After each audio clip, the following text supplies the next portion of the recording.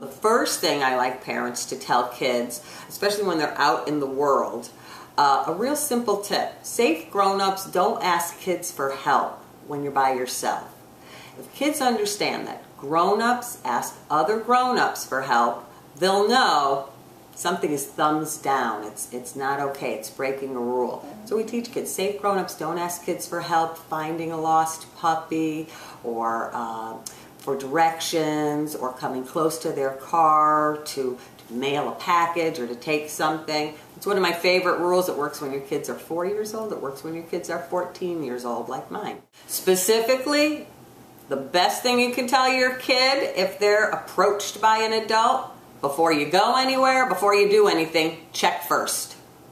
Check first with the grown-up in charge, which is either mom or dad or maybe the nanny that took them to the park. But check first. If you can get your kids checking first before they go in your neighbor's house, before they get anywhere near someone who's asking for help, you can monitor the situation. And the kids have a really proactive thing that they can do. Instead of telling them don't do something, you're telling them what to do. Check first. Another tip, I like to tell parents, don't put your kid's name on the back of their t-shirts, their backpacks, their lunch boxes, especially if they're out in the world a lot by themselves, because it blurs that familiarity boundary.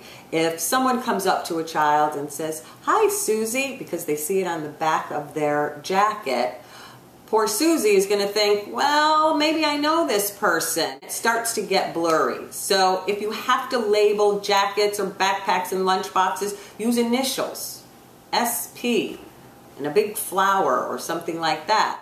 The other tip I like is start talking to kids about tricky people, not strangers. I can't tell you how that word stranger drives me crazy, because kids don't understand what a stranger is. They think a stranger is going to look scary or mean, and most of the time a stranger doesn't approach the child in a scary way. They're going to be friendly, they're going to be outgoing, they're probably going to have an interesting or enticing trick or lure like a lost puppy or candy. So we're going to get rid of the word stranger and we're going to replace it with tricky people. Somebody who tries to trick you into breaking the safety rules.